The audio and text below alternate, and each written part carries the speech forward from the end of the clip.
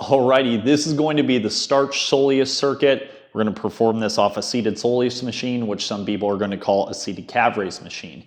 Now, the important thing to understand about the Soleus and the calves is that there are multiple lines of tissue. Now, what that means is most people, when they do seated calf raises, they're just going to simply point their toes straight forward and they're going to raise their heels up and down. Now, the bodybuilders came along and said, well, when you do calf raises, you should point your toes out and you should point your toes in to work on different parts of the calves.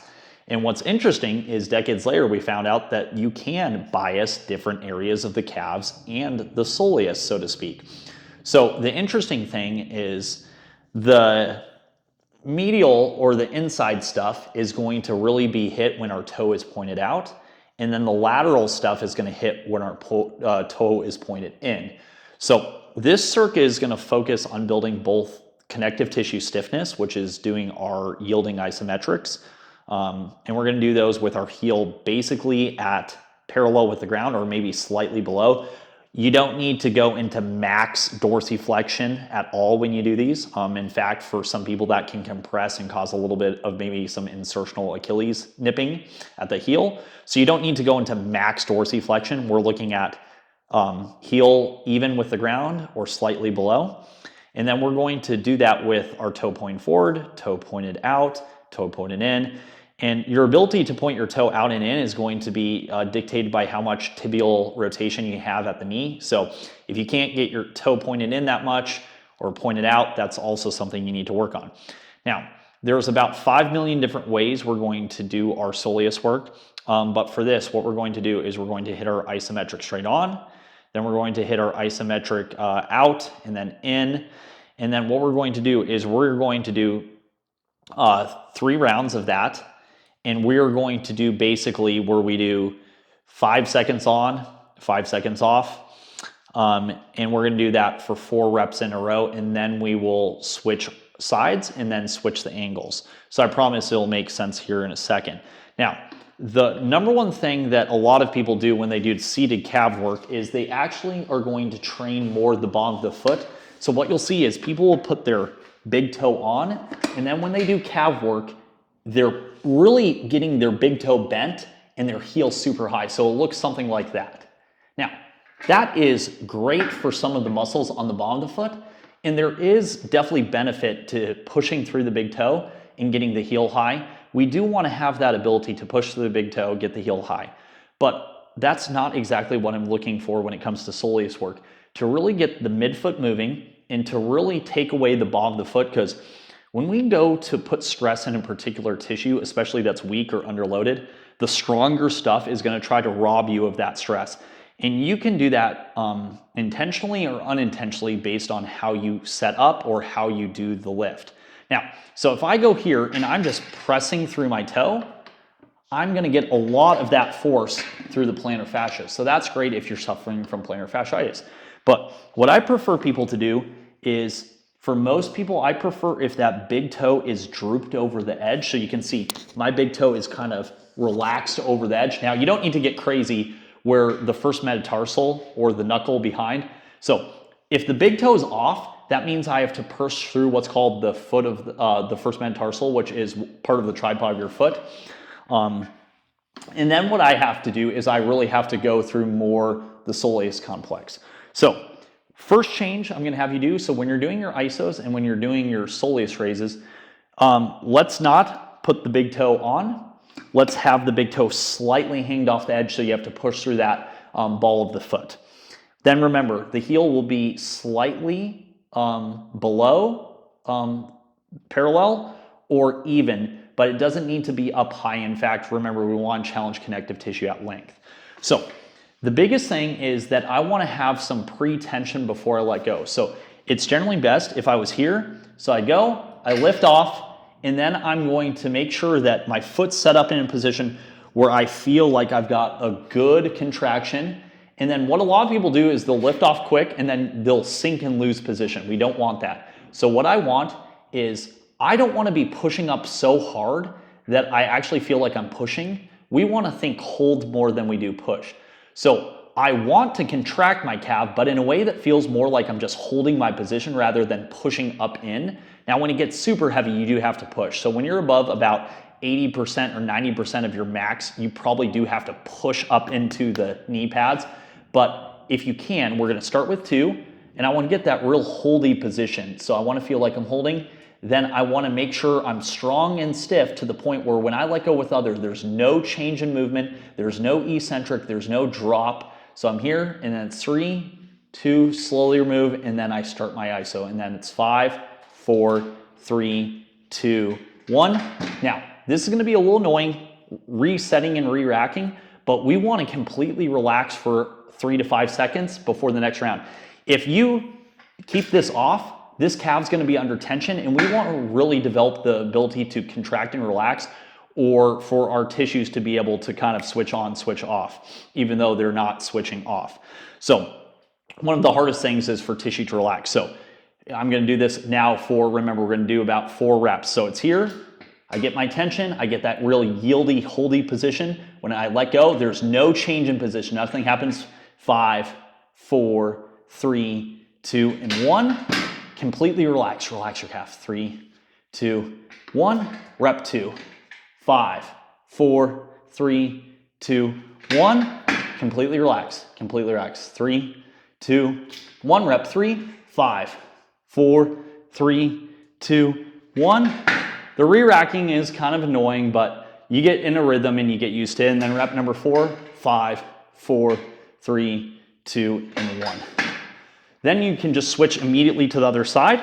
So then, once again, big toe slightly off. Here, make sure I've got that pre-tension. And then 5, 4, 3, 2, and 1. You get the ideal. I would do 3 more reps here. 5, 4, 3, 2, and 1. Tell yourself to relax, because what can happen is during that 3 to 5 second relax, you're still flexed. And we got to really teach that relaxation. That's a big important thing when it comes to sport, is being able to contract and then relax very quickly. And then we would do that. Okay, now once I come back to the right side, so we've done our 4 reps of 5 seconds on, 5 seconds off. Now I'm going to go toe out. So when I go toe out, you can get absolutely crazy. Maybe about 30 degrees, 45 degrees. You still want to feel the ball of your big foot.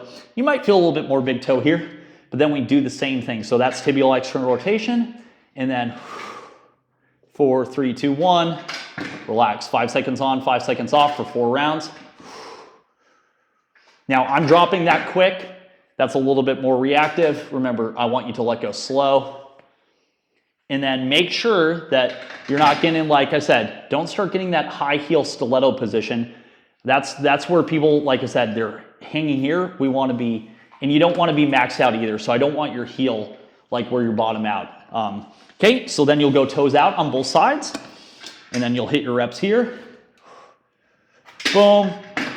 4 reps on, and then you're going to go toe in. Toe in is the trickiest. So toe in, you are going to have your big foot on. And when I go toe in, your knee's going to want to go in a little bit, but I really want to feel a lot of pressure through my big toe, but also through this 5th metatarsal, which is right behind the pinky toe. So that's your pressure points here. And so then you're going to be doing your isos there. And you should feel that on the lateral side, so outside and underneath the ankle bone. So you'll do your reps there. Now, here's a rule whenever we're doing isometrics, is we want it to be a holding position. So we're holding. If you all of a sudden, let's say you're on set 3, and when you let go, so it's like this, and 3, 2, let go, and then all of a sudden your heel is like going down, down, down. Now you're no longer holding an isometric, you're holding an eccentric, which is fine, but we're doing isometric training. So that's a sign that your connective tissue has been stimulated. It's going to get stronger, faster, better, but now you're starting to fatigue and you're no longer able to hold that position. You're falling out of that position into a loaded stretch. So if that happened to you, whatever your sets and reps are, I just want you to kill what you're working on. Now, you can rest and come back and see if you can then hit the ISO. So maybe you didn't rest enough, and then you come back, you rest a minute or 2, and you're able to hit the ISO again. But let's say you go to the left, and then you let go, and then it's like 3, 2, and 1. Now you're switching to eccentric training, which is not our focus of an isometric circuit. When it's time to do eccentrics, we do want to do that. When it's time to do isos, we want isos. So be watching out. This is a good rule. So whenever you're doing isometric training, if you start to drop into eccentric, you can end the set, rest, and try again. Or you can just say, I've stimulated that connective tissue to get stronger, faster, better. I'm going to go work on something else. So let's say you had 10 reps and you were at rep 5 and that started to happen. Okay, you're done. Now, we're going to do that. So we're going to do our isos. And then depending on the way we go about this is we can go into plyometrics, which is fantastic. So isos and plyos pair really well back and forth for each other. In fact, I love doing this Soleus circuit and then doing some basic plyos. But if you're not at a point where you're able to do a bunch of plyometrics, or if that's not part of your program currently, we can then go into the same thing when it comes to the seated Soleus raise, where now I'm going to do single leg, and I'm going to try to do this initially for high reps. So if I was doing isometrics at 45, generally we're going to cut that down to 25% of that weight. So 45, we're going to drop that to 10 pounds, and then we're going to go through single leg again. So now instead of doing isometrics, we're going to do just basic Soleus races. And the same rule applies, except for now I do want you to get a deep stretch where you go into that deep ankle stretch, but you're only going to raise up to slightly above parallel by maybe 10 or 20 degrees. So a lot of people are going to say, well, as I go to like 20 reps, I can only get my heel to parallel or slightly above. That's okay. Some people will be like, I can't get my heel all the way up.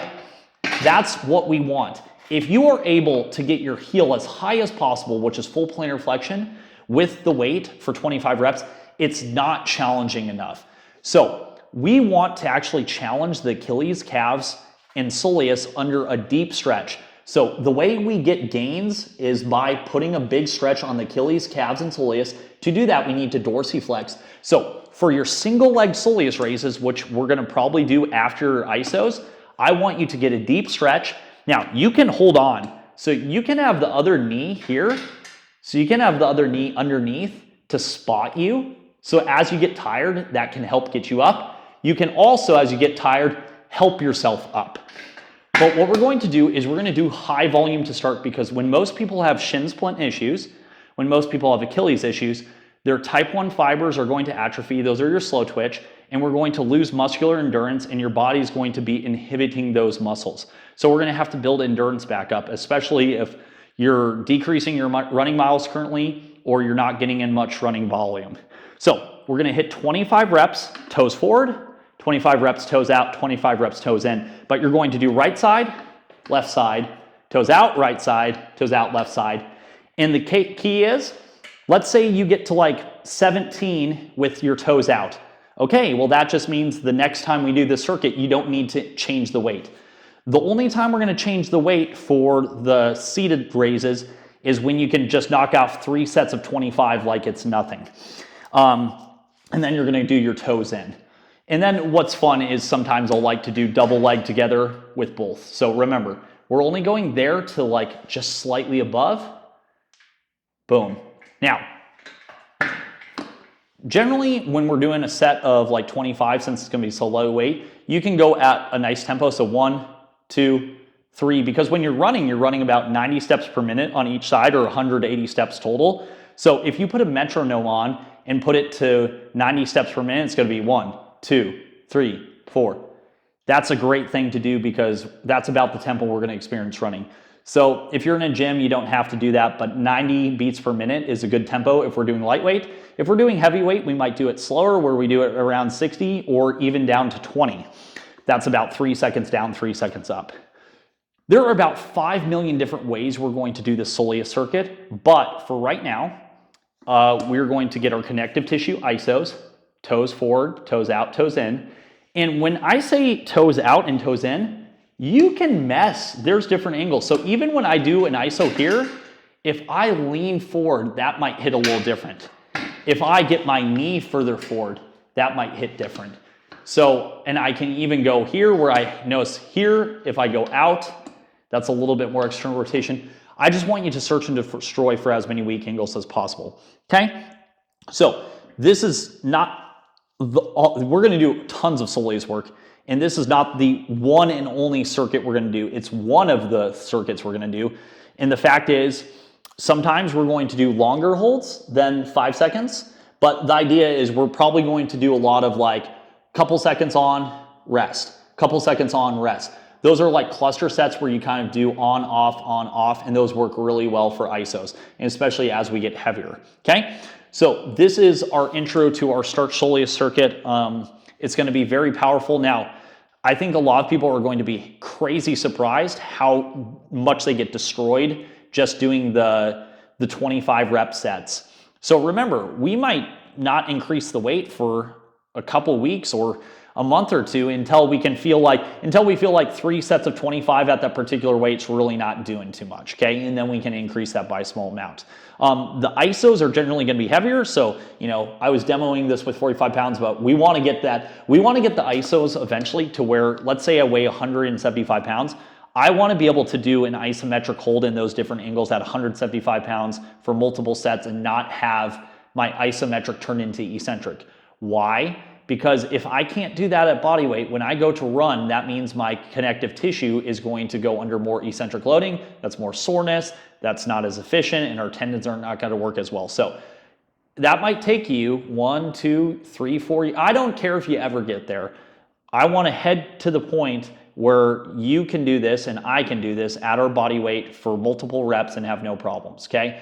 So I like to start people with 45 pounds for the iso and then 10 pounds for the raises. That doesn't have to be the starting point for everyone, and I'll prescribe that to you in your training. But this is going to be powerful, and I think people forget that when it comes to running, the calves deal with about 2 to 3 times body weight. The soleus deals with 6 to 8 times body weight force. So that's even more than the quads. The quads deal with about 4 to 6. And the tibialis, so everyone gets obsessed about training the tibialis, which is an important muscle, and we want to train it. The tibialis right here, the shin muscle that people do the shin raises, that's only about 0.8 times body weight. So that's like 10-fold less force than the soleus deals with. And I found most people, when it comes to their soleus, it's incredibly weak. Even for me, I was shocked when I started getting deeper into soleus training, how weak my soleus muscles were despite being an endurance athlete. So just because you're an endurance athlete, just because you run and bike a lot, doesn't mean your soleus could have good cardiovascular fitness, but it could have horrendous connective tissue stiffness and horrendous actual muscular strength or strength endurance. So we're going to use this circuit, we're going to build on it, we're going to add a bunch of other exercises, but these concepts will apply even when we do standing calf raises. So standing calf raises, we're going to have the similar concept of toes forward, toes in, toes out. Both challenge the soleus and calves, but this one puts the calves at a disadvantage, so it does bias the soleus, even though you can train your soleus in standing calf raises. So that's a big in-depth video, but it's important that you know this circuit because I want you to be doing this for years to come, even when I'm done training you 10 years from now.